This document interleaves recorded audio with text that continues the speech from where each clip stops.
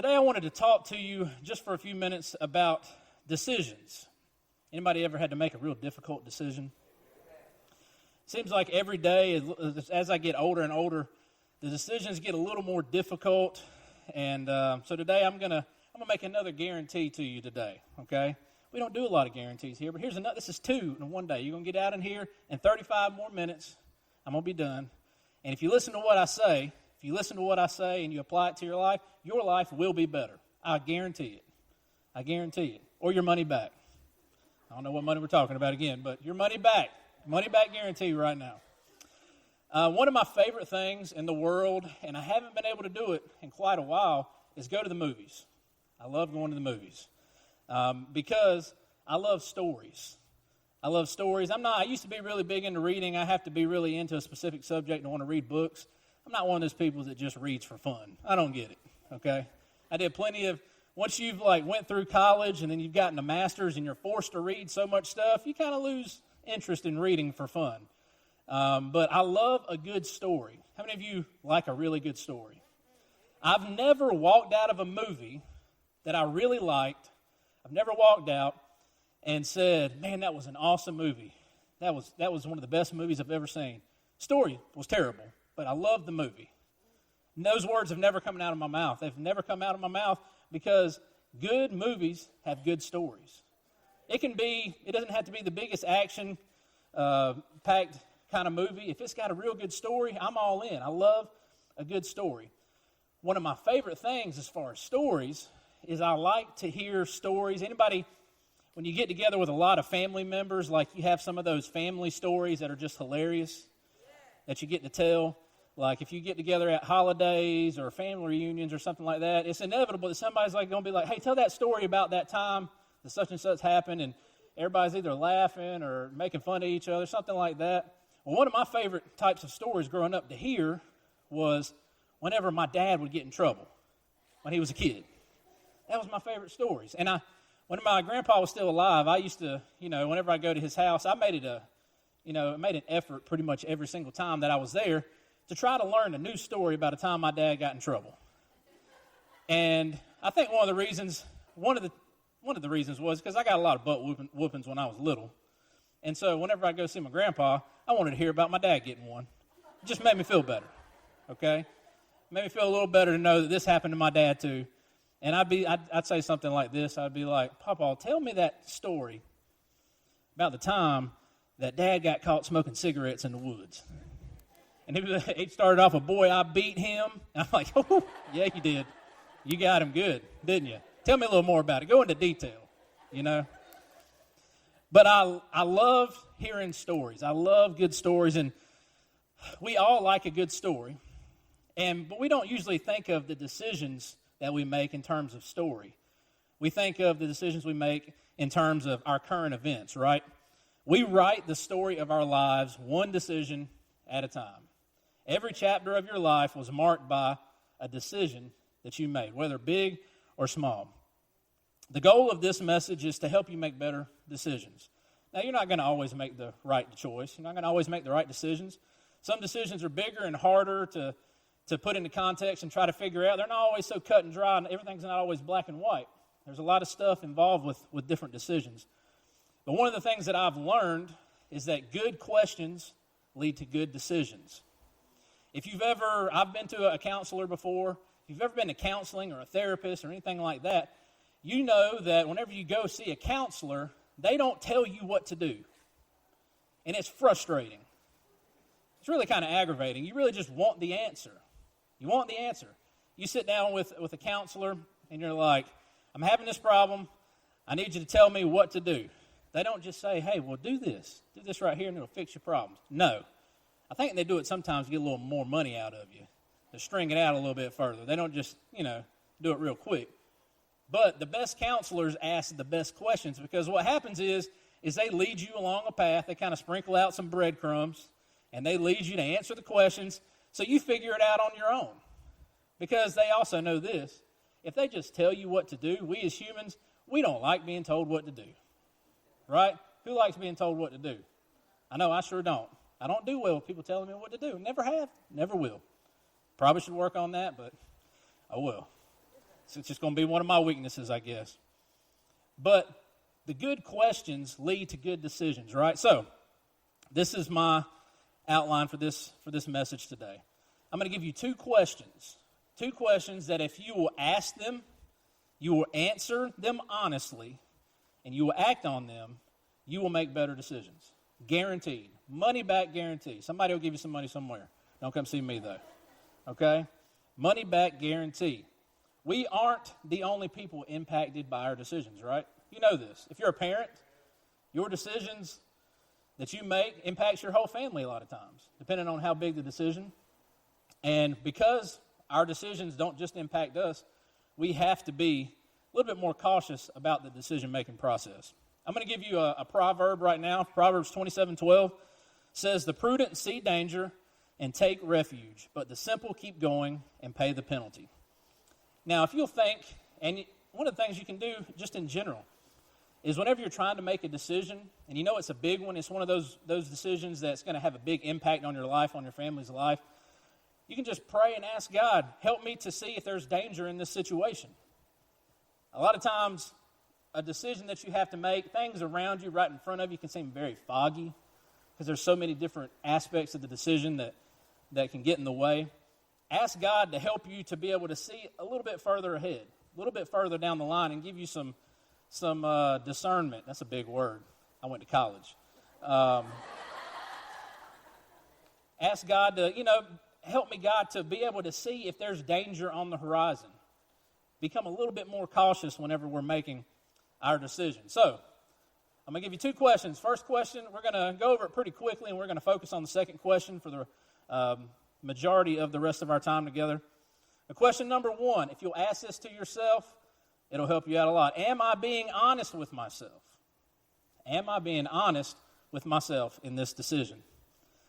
So it was November of this last year, and 2020 was terrible, but I got my truck paid off, okay? It wasn't a real fancy truck. It was a Ford Ranger, ran good, pretty low miles for the year. Got it paid off on like a Thursday, and I was pulling in to this church on a Sunday morning and totaled my truck, same week. Now, that was not a good day, not a good day.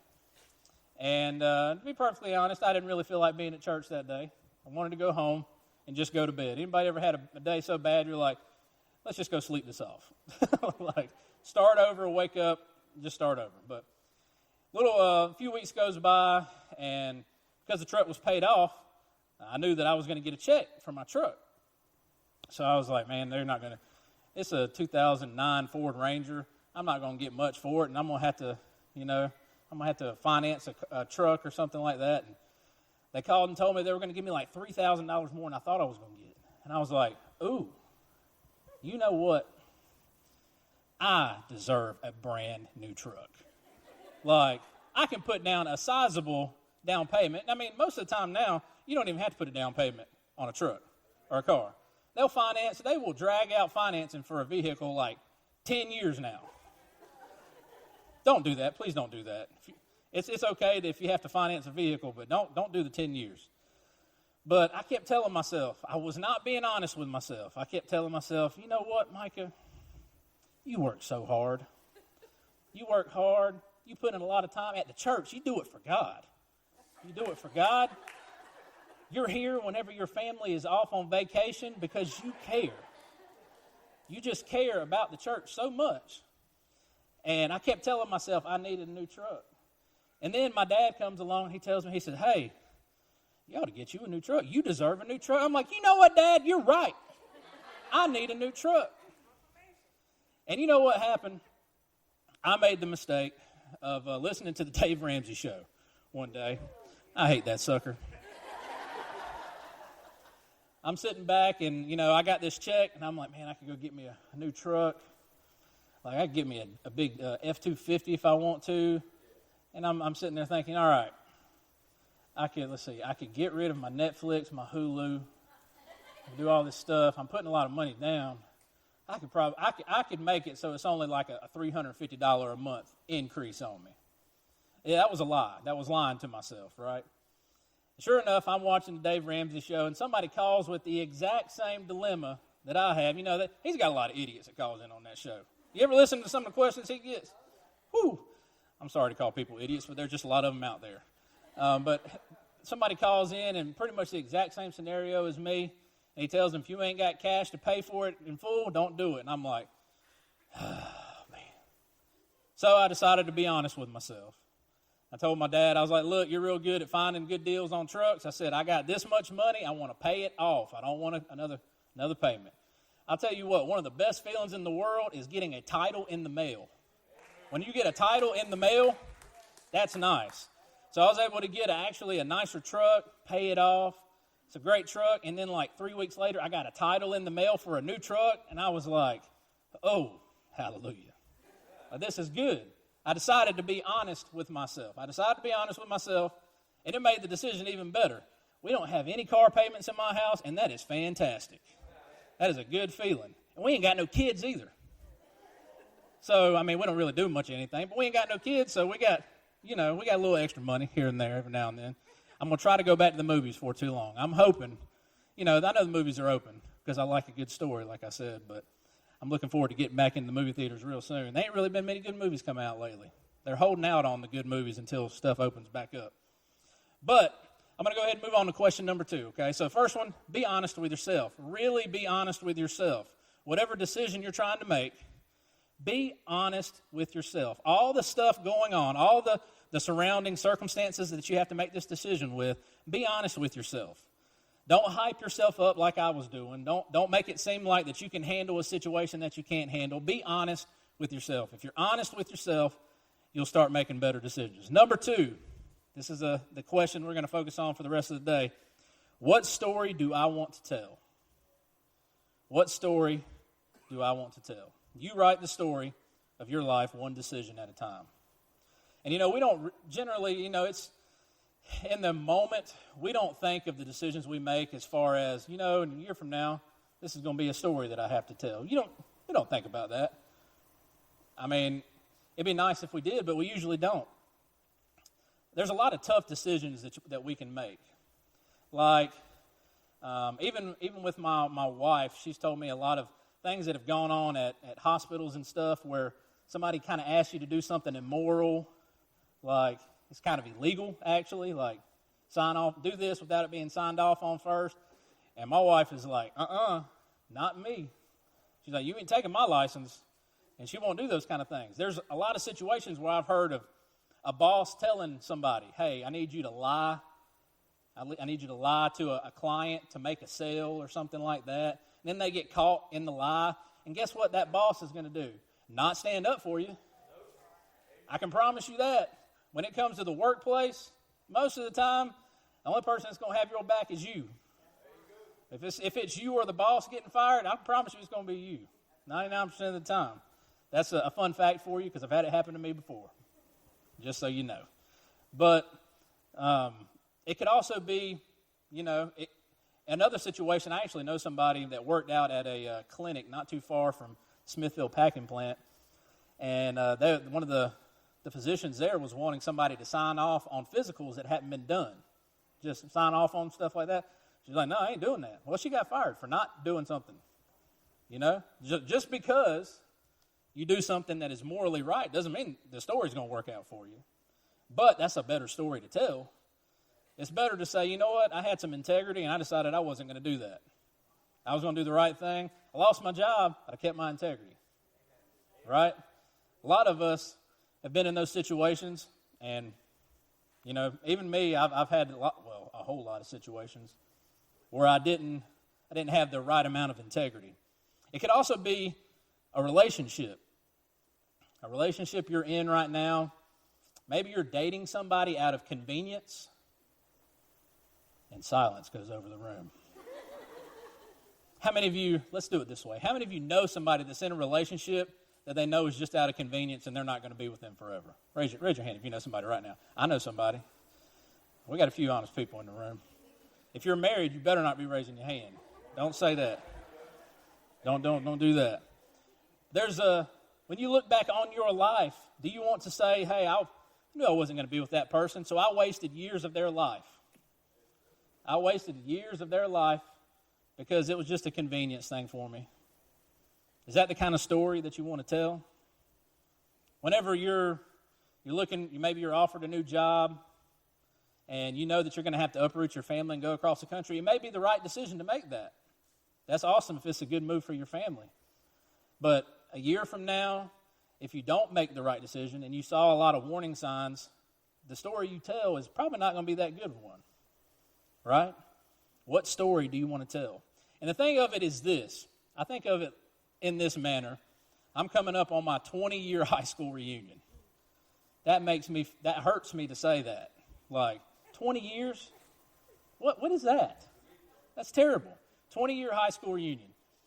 And I think about it this way. So, let's see, 2004. So, I got about 3 years left to my 20-year high school reunion.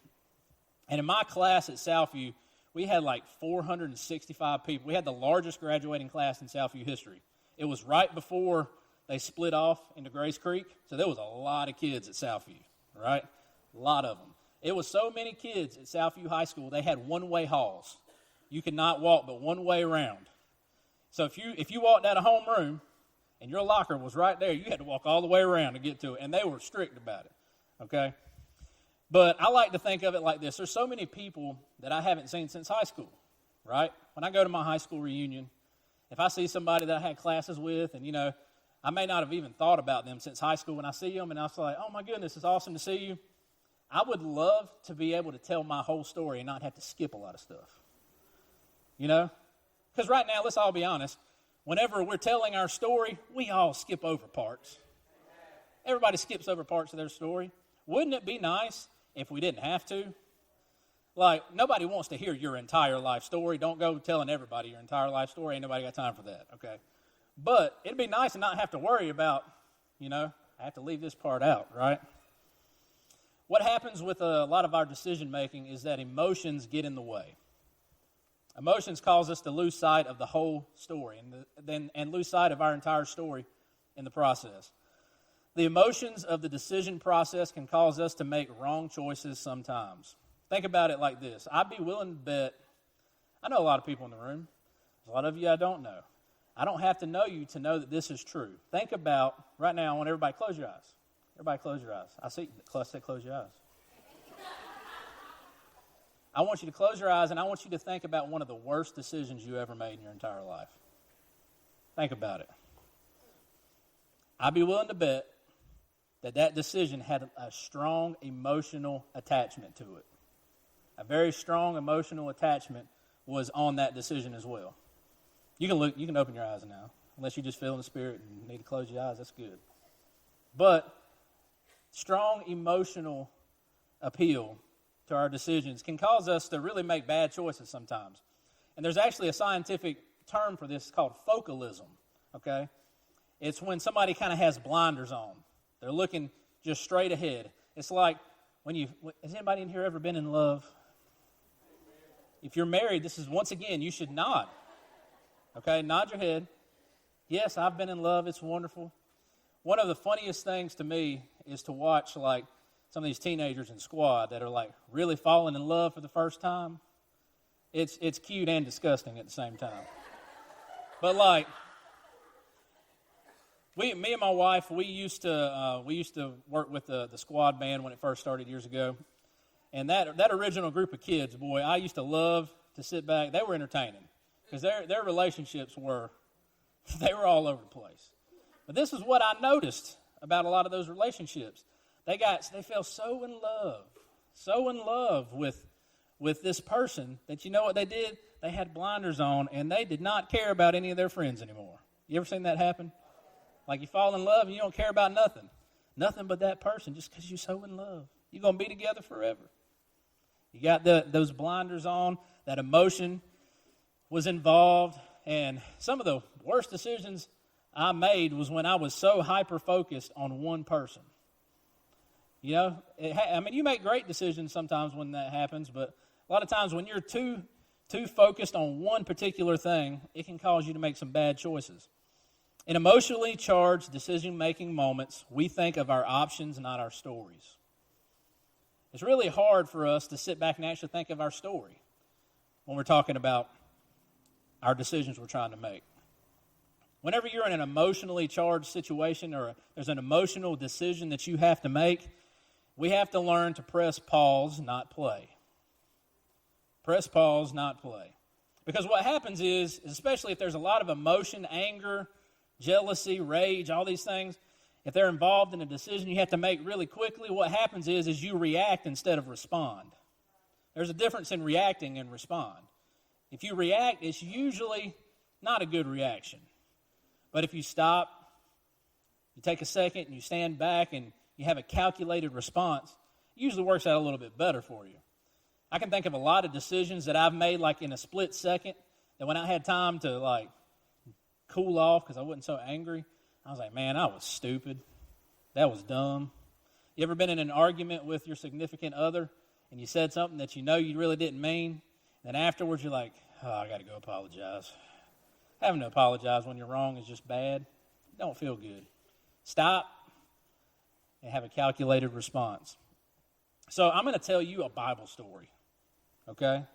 Now, we're not in Kids Point, but I bet you that I could go grab a handful of kids back there and they could tell this story. But I'm still going to tell it to you anyway because it goes along great with what I'm trying to get across to you today about making decisions. And that's the story of Joseph. Story of Joseph. He's the one that had the coat of many colors.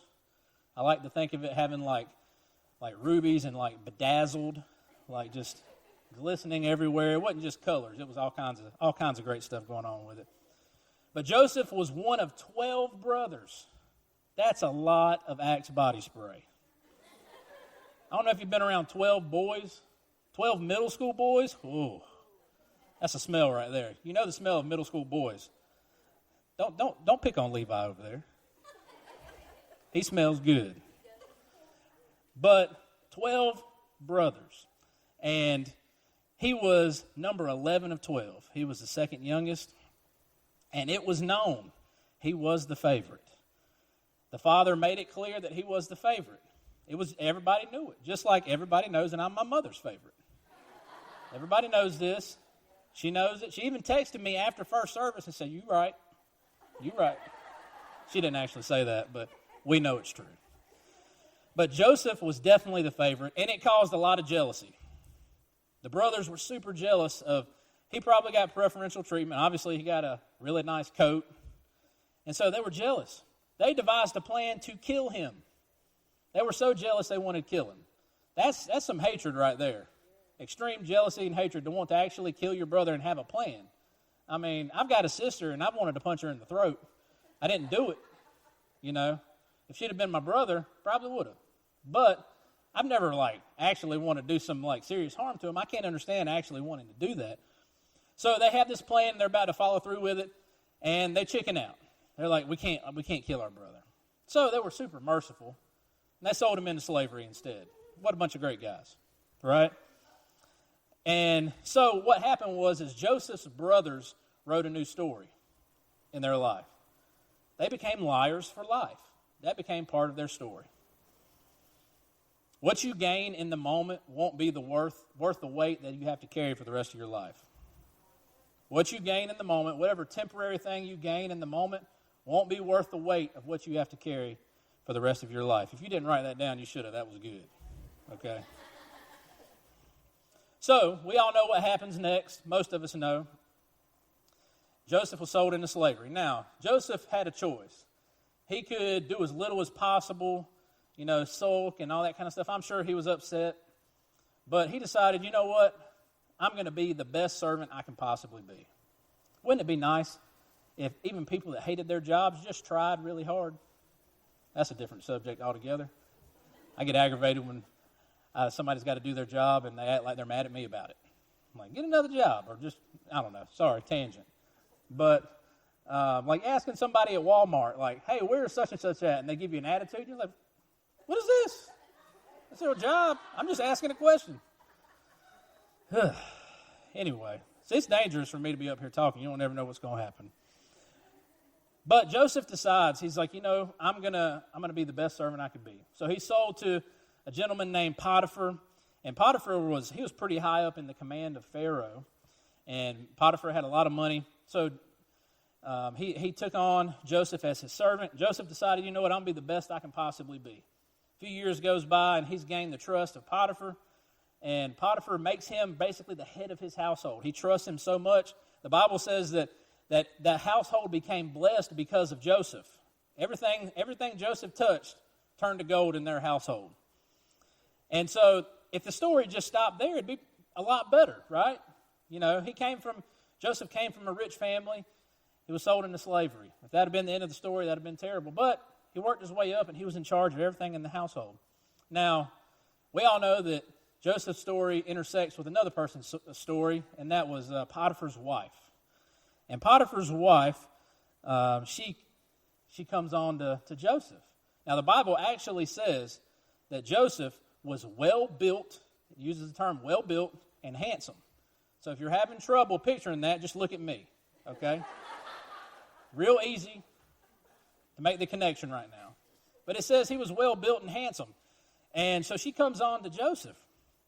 And there's an actual philosophical term for Potiphar's wife, and that's a hoe. She was a hoe. I act like y'all ain't never heard that word before. Because this wasn't the first time that this had happened. Like, this wasn't the first person that she had come on to. She was a hoe for show, okay? It's just what it was. All right, and Joseph was young. He was well-built. He was handsome. Just look at me. There you go. And none of this, Joseph was presented with a terrible decision that he had to make. None of this was his fault. He didn't do anything. He couldn't help it that he was good-looking. He couldn't help it. I mean, I can't help it. It's just how it is sometimes, right? Very humble too. But Joseph's story was hijacked, right? A lot of your stories have been hijacked. There's a lot of stuff that happened to you that you had zero control over. There's things in your life that are going to happen to you that you have zero control over and you can't do anything about it. It's how you respond that makes a difference. Don't react, but respond. So this is the reason that I chose this story is because of the way that Joseph actually says his story out loud. Joseph, when he's responding to Potiphar's wife. Now, the thing about this too as well is that this was going to be pretty much a lose-lose situation. It was going to be, he knew that in those times, it was a moral thing to not have an affair, but it was going to be a life or death thing. Like, if he does have an affair with Potiphar's wife, and Potiphar finds out, he's going to die. And if he turns around and shuns her, she's probably going to have him killed too. So it's a terrible situation. He couldn't help it.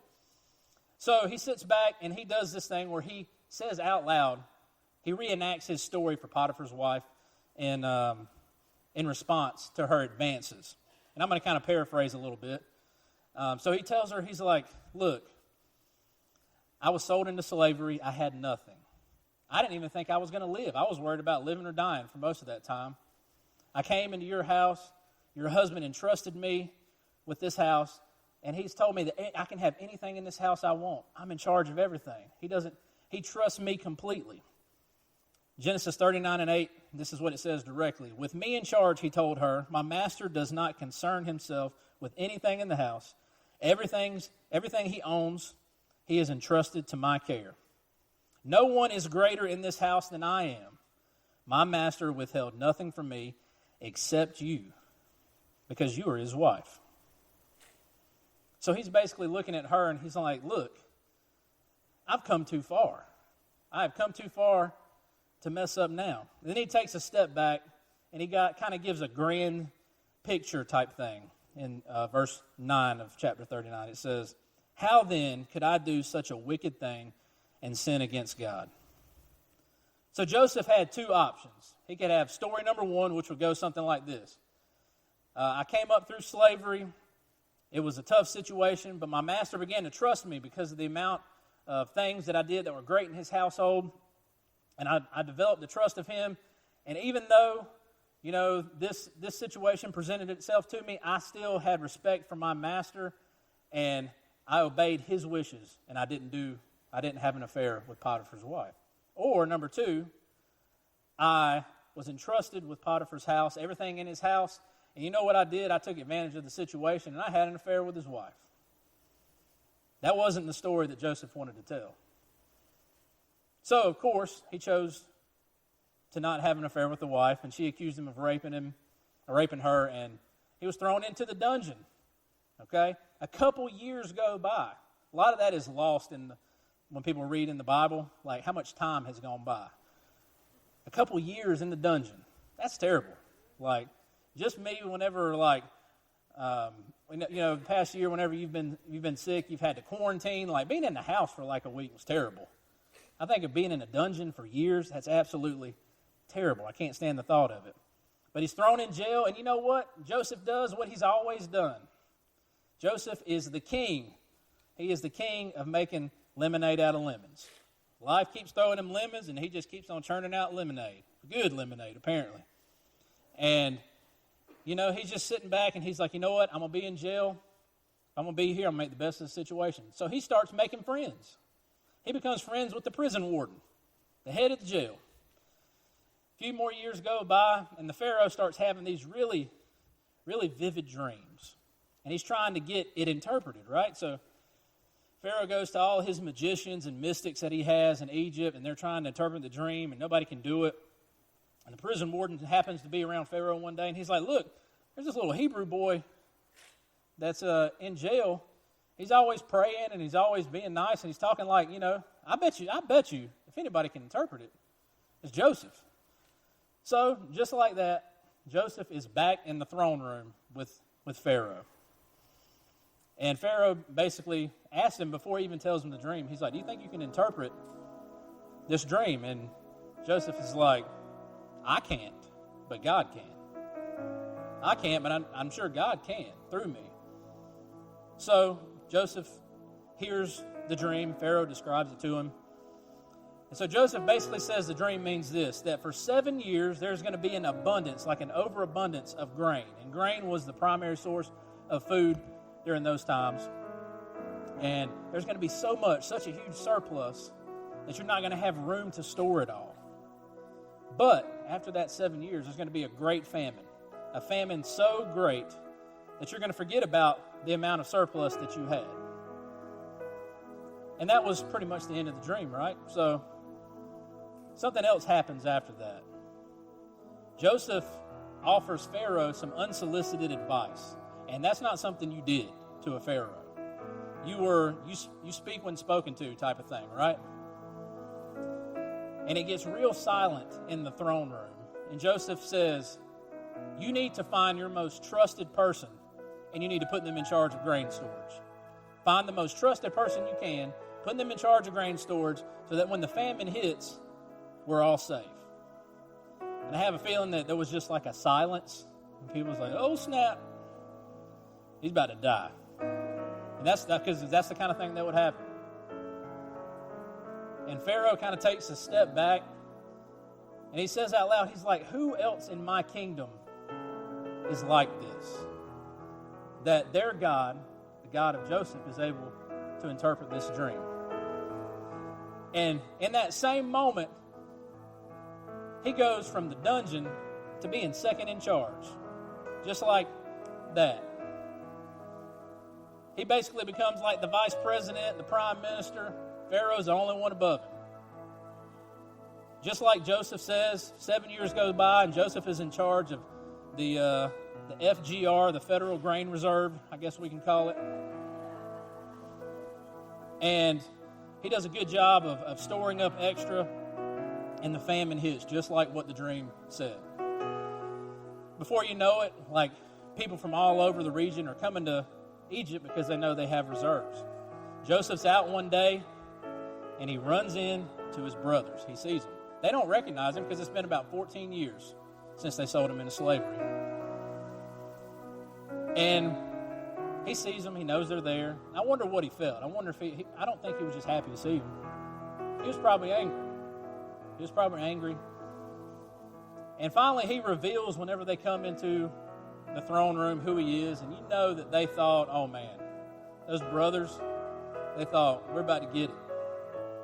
We're not going to get any help. That's not the story Joseph wanted to tell. Joseph didn't want to write a story of revenge. he decided that he wanted to have a story worth telling. So obviously, he helped his family out. Not just that, but he had his family move to Egypt so he could take care of them. They may not have deserved it, but he did it anyway because that's the story he wanted to tell. What story do you want to tell? What story do you want to tell?